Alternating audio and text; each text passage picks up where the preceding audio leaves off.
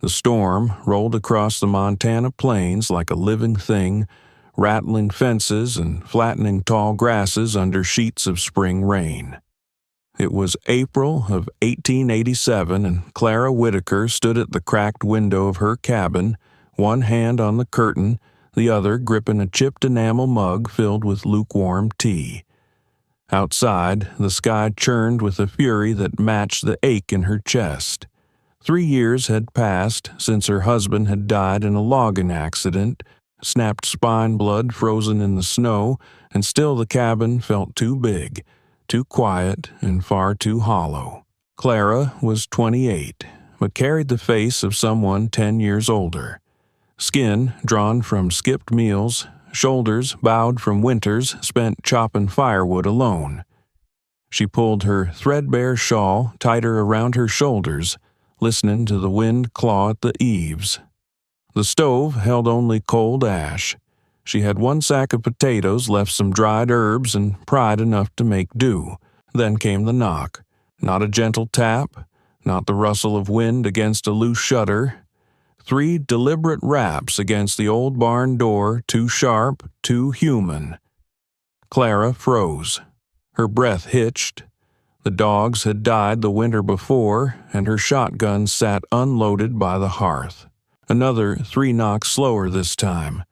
Her heart beat like a snare drum in her chest. She moved toward the door, each step deliberate, wary. She didn't open the front door, but instead stepped into the rain, clutching her lantern. Wind tore the hood from her head, soaking her braid. She made her way to the barn mud, sucking at her boots. She opened the door just wide enough to let the light in. There stood a man. He was tall, with a broad frame half hidden beneath a sodden wool coat. Rain slicked off his hat and dripped from his chin. In his arms, he cradled a child, a boy no older than 6, wrapped in a blanket so wet it clung to him like seaweed. The man's eyes were ice-blue calm, but heavy as though he hadn't known rest in days. "Just need a roof for the night," he said, voice low but steady. "I can pay. If hay's still worth silver." The boy whimpered, his face pale as paper. Clara hesitated. Her eyes flicked upward to the barn rafters. They were leaking, sagging with rot. She said nothing for a moment. Then she nodded once. "Kitchen's warm." The stranger's shoulders dropped just slightly. She turned, leading them across the sodden yard and into the cabin. The door slammed behind them with the force of the wind sealing the storm outside. She helped him lower the boy onto a folded wool blanket by the fire. He moved with surprising gentleness, tugging the blanket up around the boy's small frame, brushing damp hair from his forehead. "What's his name?" Clara asked, already stirring the fire back to life. "Caleb," the man said. "Mine's Jesse." She nodded. "Clara." She fetched the last of the potatoes and dropped them into a dented pot with a pinch of salt. Steam rose as the fire began to crackle. The room warmed slowly, shadows retreating into corners. Clara knelt beside the fire and handed Jesse a bowl. Caleb sipped from his own, his small hands shaking as he held the tin. Jesse didn't eat until Caleb had finished his, and even then he took each bite like it was gold. They spoke little. Clara liked it that way. Silence, at least, didn't disappoint. Still, she couldn't help watching Jesse. The way he moved measured respectful alert. He didn't belong to these parts, but he didn't feel like a stranger either. After the meal, she draped an old quilt over Caleb's legs, now toasty by the fire. Jesse murmured something to the boy, something too soft to catch. Caleb smiled faintly before falling into sleep, curled against his father's side. Clara sat at the edge of the room, her hands folded in her lap. Her eyes flicked to the man, to the boy, to the boots left dripping by the hearth. She felt something unfamiliar stirring a dull flicker under the ribs. Not pity, not hope. Maybe it was the scent of soup in the air. Maybe it was the sound of a child breathing steady and safe. But as the storm howled and clawed at the cabin inside the walls, Something like peace settled. Jesse looked across the room and met Clara's gaze. No words, just the weight of shared weariness. A look that said, "I won't ask for anything more than this." And she answered without speaking, "You don't have to." The fire cracked and popped. The windows shook, but the roof held firm. For the first time in many months, Clara Whitaker didn't feel like the last soul on the prairie. The storm outside had brought strangers to her door. But inside, something deeper had entered with them, something that felt dangerously close to home. By morning, the storm had passed, leaving behind a soggy hush across the plains. Rain still dripped from the eaves of Clara's cabin, but the wind had calmed and the air held the earthy scent of wet wood and thawed soil. The sky overhead was a pale blue-gray streaked with low clouds that trailed like ribbons across the horizon. Clara stirred from her seat by the cold stove, rising slowly with her shawl clutched tight around her shoulders. She didn't hear the barn door open, but she knew Jesse and Caleb had returned before she saw them. The quiet scrape of boots on the porch boards followed by the creak of the back latch. Subtle sounds, careful sounds told her everything she needed. Jesse was fixing the door. She stood in the corner, arms crossed, watching from behind the curtain as he realigned the bolt with steady hands. He didn't rush. He didn't fumble. When he closed the door and pressed gently against it, it held firm. Clara blinked surprised at the sudden sturdiness. That latch had hung crooked for over a year, and she'd simply adjusted her walk around it. He turned, caught sight of her, and nodded, not proudly, not expectantly. Just a nod. Then he moved to the stove where the oil lamp flickered unevenly under a dust-caked chimney. Without asking, Jesse cleaned the glass, trimmed the wick, and topped off the reservoir. The lamp brightened instantly, casting steady light across the wooden floor.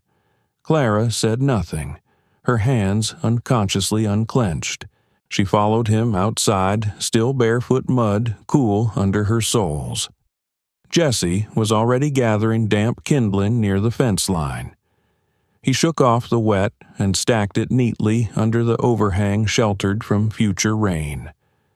Clara stood at the edge of the stoop, watching his movements, efficient, unassuming, practiced. When he straightened, she found her voice. "Thank you," she said simply. He met her eyes. "Wasn't charity," he replied. "Was habit."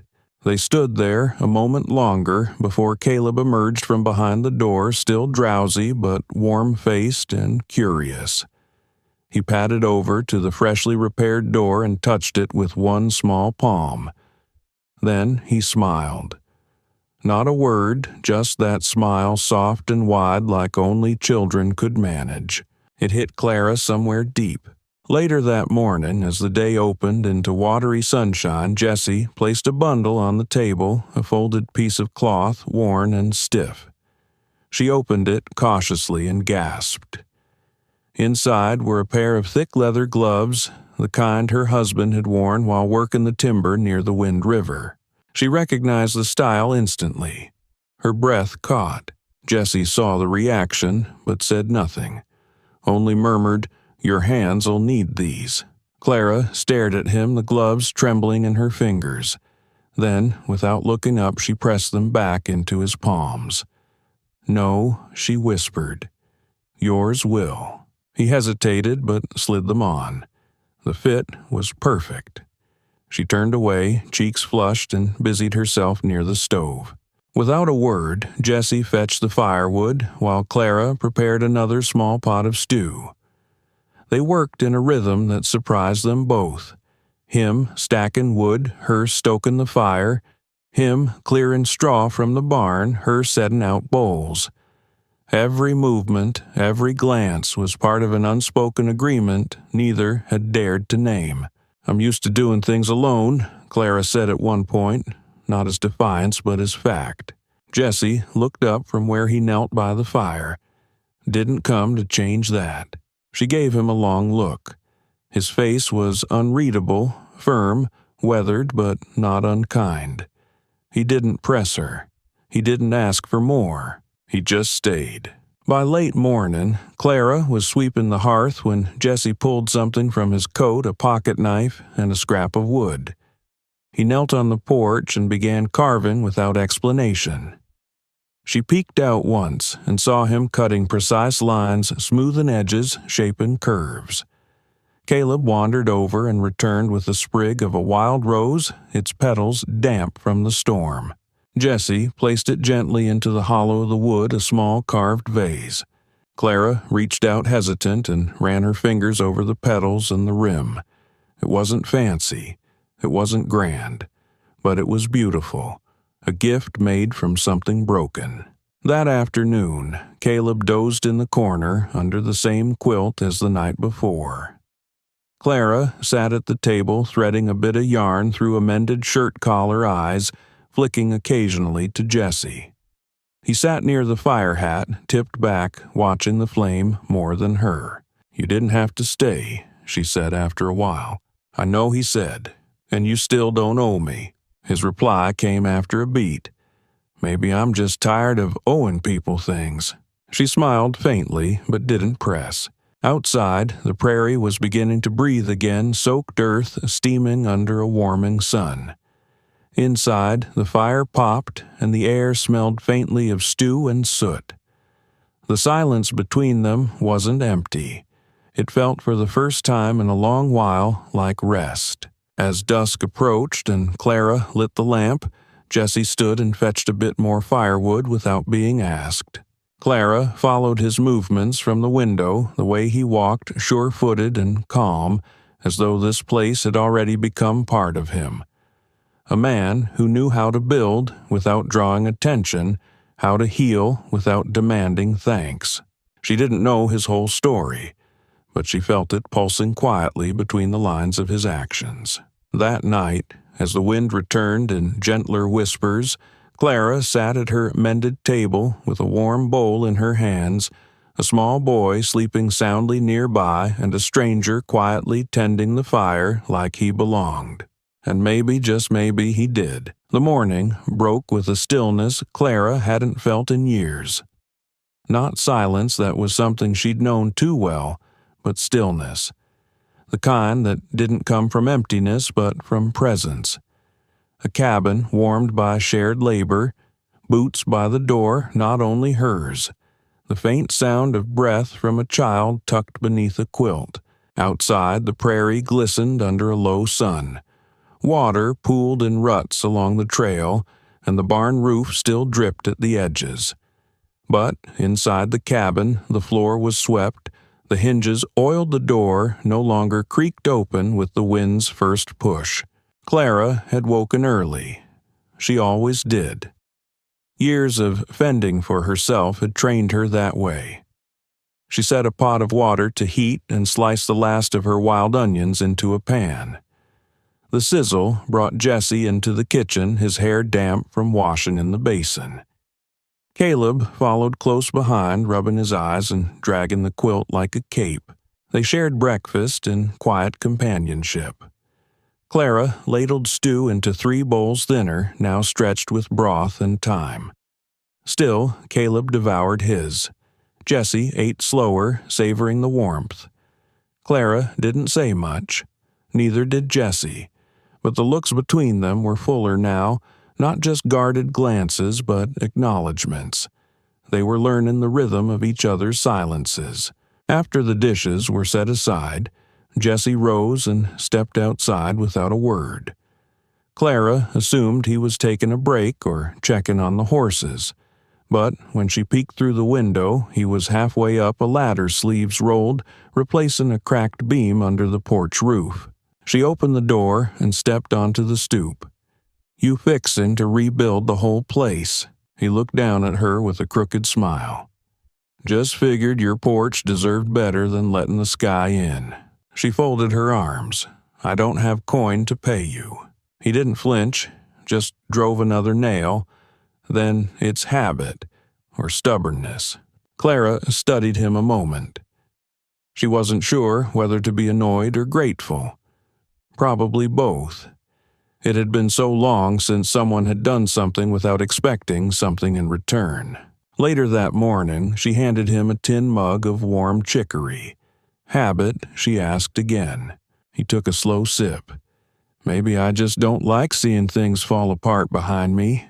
The words sat between them, warm and unvarnished. Caleb was chasing a stick along the fence line, laughing now, and then soft bursts like a bird startled into song.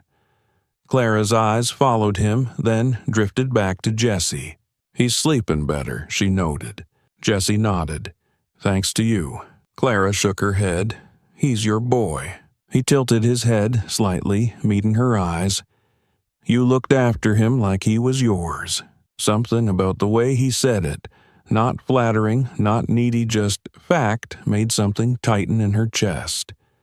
She turned back to the doorway, fingers twitching against her shawl. That hinge still squeaks, she muttered. I'll get to it, he replied, smiling faintly. That afternoon, Clara found him in the barn, sweeping straw into neat piles. The old stall had been cleaned, the crooked gate now realigned. Hay stacked higher where the roof leaked least. She leaned on the frame of the door. You've got a habit of fixing things that don't belong to you, she said. Jesse looked up evenly. Maybe I just see what could be better. There was no boast in it, no charm or coaxing, just plain truth said quietly. Clara didn't respond. She didn't have to. That was the strange part, so much didn't need saying. That evening, Clara pulled a small satchel of seeds from a drawer. They were left over from last spring when she hadn't dared plant. Drought, debt, and grief had convinced her the ground wouldn't care. But something had shifted now. Not just in the soil, but in her. She knelt by the front stoop, her fingers working the dirt. It was cold and clumpy, but not dead. Caleb plopped down beside her, cupping the seeds in his small palms. What are these? He asked. Mustard, she said softly. They grow even when the ground's poor. Jesse came around the corner, wiping his hands on a rag. He paused at the sight of the two of them, her bent over the soil, the boy watching intently.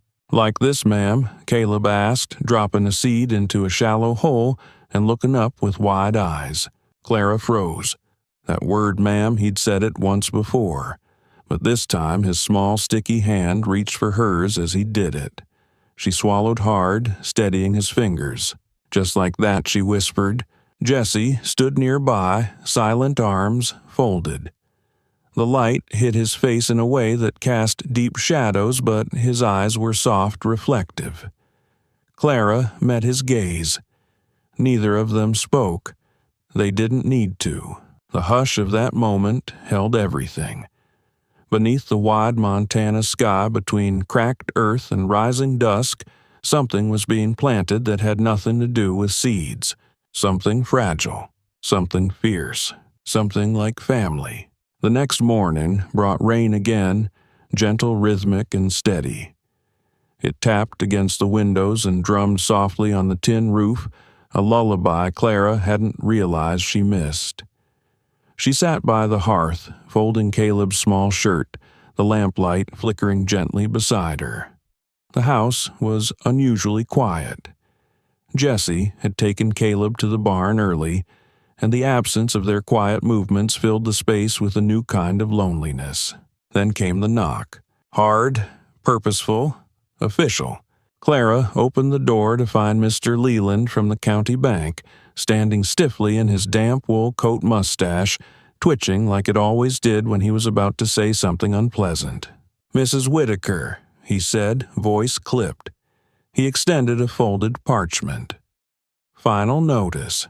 Property tax is due in full within 7 days, or the deed reverts to the county. Clara took the paper with cold fingers. I sent what I could, she muttered. 2 gold coins remain unpaid, he replied. The law doesn't pardon sentiment.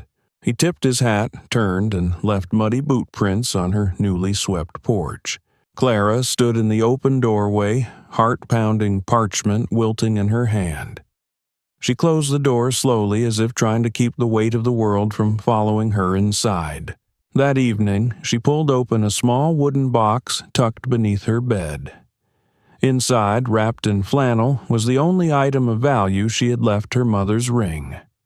Silver, delicate, with a carved rose along the band. Her mother, a full-blooded Shoshone woman, had once walked 3 days through snow to give birth to Clara in a town that never welcomed her. Clara held the ring up to the light. "Forgive me, Mama," she whispered, tears welling, "but I can't lose this place." She took it to the pawn shop on the edge of town the next morning. The man behind the counter squinted, then shook his head. "Fine work, but sentiment doesn't hold value out here. Might get more in the East." He pushed the ring back across the counter. Clara closed her hand around it, burning with more shame than she expected. That night, she was quiet. Jessie noticed. She stirred the stew long after it was cooked. She smiled too tightly at Caleb's questions.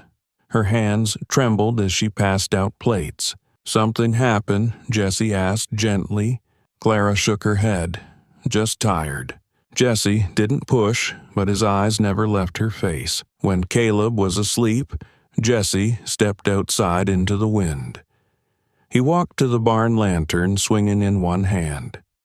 At the edge of the workbench, he pulled out a folded paper, dipped a pen, and began to write. "To Mr. Silas Cobb, please transfer the deed for Lot 17 in Beartooth County to Miss Clara Whitaker. Use the ranch account. Quietly. No notice until recorded." He signed it simply J.M. Then he sealed it, tucked it in his saddlebag, and mounted his horse. He didn't wake Clara, didn't say goodbye. He rode out beneath the moon, the wind at his back, and didn't look back once. By morning, he was gone. Clara woke to find the barn door ajar, the porch empty. The coat he'd worn for days now hung neatly on a nail by the door. She searched the house twice, heart pounding, then finally saw the folded note on the table with her name written carefully on the front. She opened it. "We'll be back." Weeks passed. Spring turned the prairie green again. Rain soaked the fields, but the house stayed dry. Clara patched the roof with salvaged shingles Jessie had stacked before he left. She planted the rest of the mustard seeds. Caleb laughed more now. She laughed too sometimes. Then, one morning, the sound of hooves returned. Not the creaking wheels of a wagon, not the tired gait of a lone rider, but the clean, sure trot of a black carriage with gold trim and chestnut horses. It rolled up the dirt path like something from another life. Clara stood on the porch broom and hand braid tied tight. Caleb clutched her skirt, peeking from behind her leg. When the carriage door opened, Jessie stepped down, but not as she remembered him. Gone was the dust-covered coat. He wore a black wool jacket with a silver clasp at the collar boot's polished posture straight. In his hand, a leather folder. "Afternoon, Miss Whitaker," he said, voice careful. He extended the folder. "Transfer of deed Lot 17. Paid in full." Clara stared at the papers as if they might catch fire. Then, in one swift motion, she slapped them back against his chest. "I told you," she snapped, voice shaking. "I didn't need charity." Jessie didn't flinch. "It's not charity." She glared at him, but her voice faltered. "You showed up like some drifter, ate my soup, slept by my fire. I trusted you. And now you show up like a prince out of a dime novel." Jessie looked down. "You gave me something I hadn't felt in years. A place that meant more than ledgers and fences. Let me give something back." Clara stepped back. "I don't need saving." He nodded once. "I know. That's why I chose you." He reached into his coat and pulled out a small object. A wooden totem carved into the shape of a rose. Clara's hand flew to her chest where her mother's ring lay hidden beneath her blouse. "I saw the ring that first night," Jessie said. My grandmother was Cherokee. She carved roses like that on every fence post she touched. When I saw yours, I remembered. Remembered what? Honor, not pity. He met her eyes. My name is Jesse Morgan. My family owns most of this valley, but I haven't lived under that name in years. I lost my wife in childbirth. Caleb barely survived. I walked away from the land wars, from the money, because none of it mattered if I couldn't find peace. He paused. I didn't come to save you, Clara. I came because I saw someone worth standing beside. Then softly, but I won't stay unless you ask me. He tipped his hat, turned, and walked toward the gate. Clara stood frozen. Behind her, Caleb whispered, Mama. Not quite hers, but not a stranger either. She reached down, picked up the carved rose. Her fingers trembled.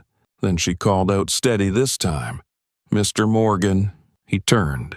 The soup's warm, she said, if you're still partial to hay for silver. And for the first time he smiled, not the guarded half-smile she knew, but something softer, something true.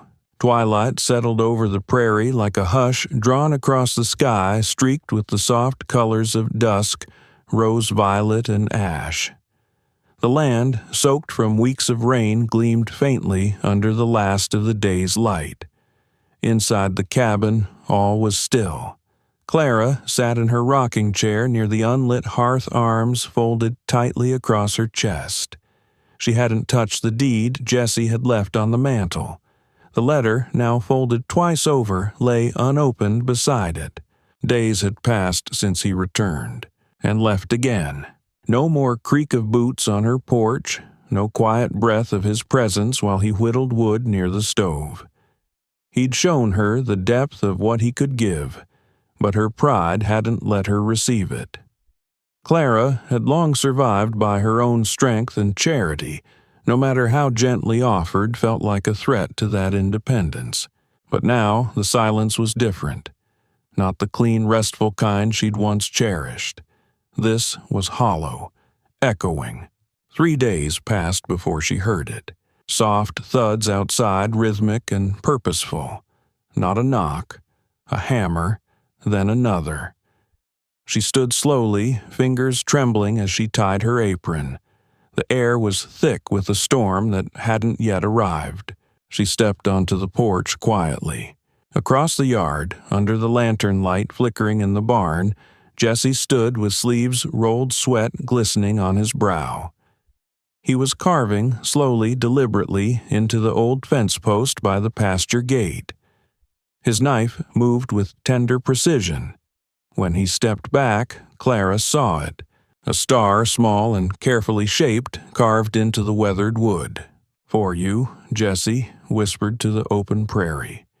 He didn't look back. He just wiped his forehead, tucked his knife into his belt, and walked the path out of sight. Clara stood in the porch's shadow, unmoving. That night, long after the world had gone to sleep, she set a bowl of soup on a flat rock by the barn door. Not much, just broth with wild thyme and a sliver of potato. Beside it, she placed a folded piece of cloth, one she'd worn earlier that day. Tucked beneath the bowl, she left a note written in her careful hand. You're not my savior, but you're welcome here. By morning, the bowl was empty. The cloth remained neatly folded. Clara lifted it gently and pressed it to her cheek. The days began to roll on again, quieter, but changed. Clara completed her chores, but her eyes often drifted to the carved star on the post. Caleb played by the rose bush, the one she'd planted with seeds. Jesse helped her sort. That evening they'd knelt together in the dirt. Everything felt unfinished, like the ground before a storm, not violent, but charged with the weight of something coming.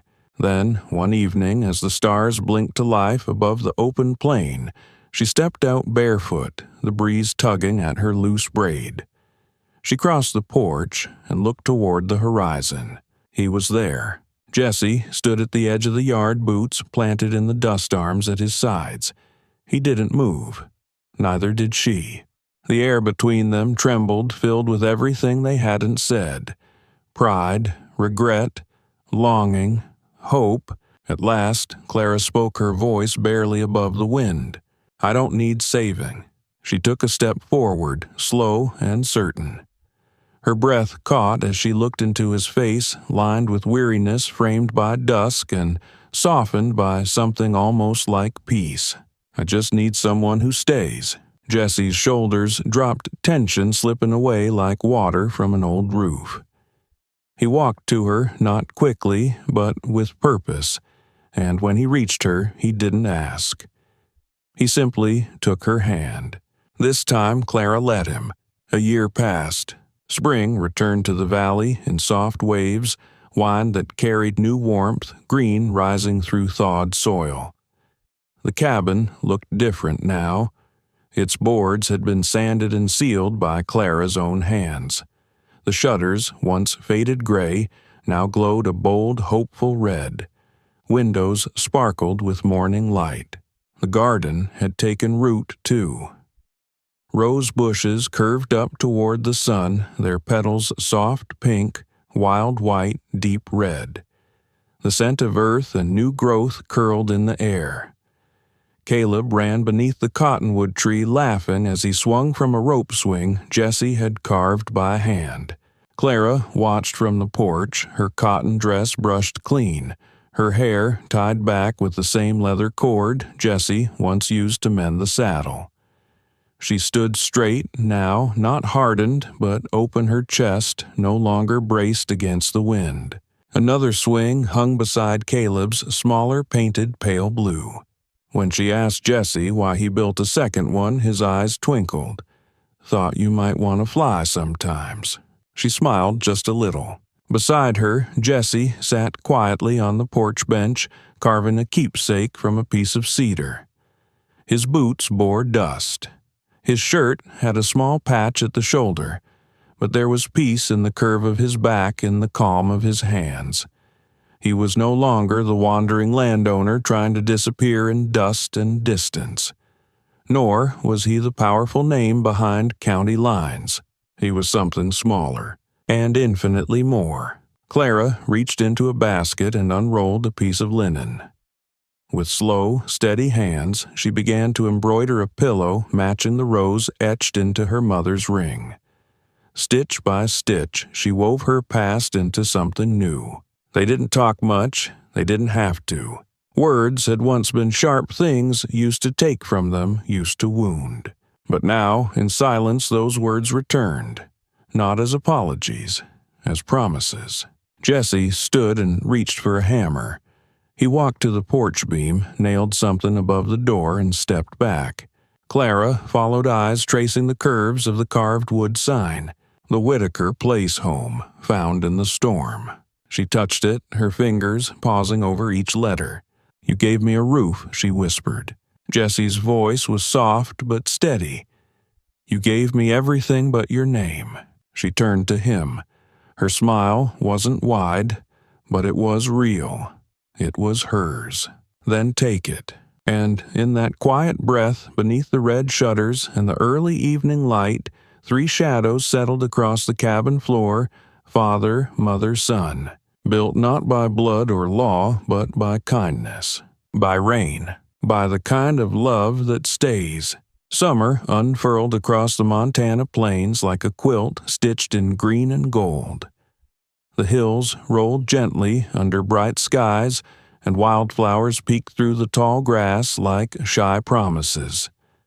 The Whitaker place, no longer a weathered cabin clinging to the edge of survival, had bloomed into something whole. Inside the home, laughter came easily now, not constant but sincere, the kind that sneaks up and lingers in the corners.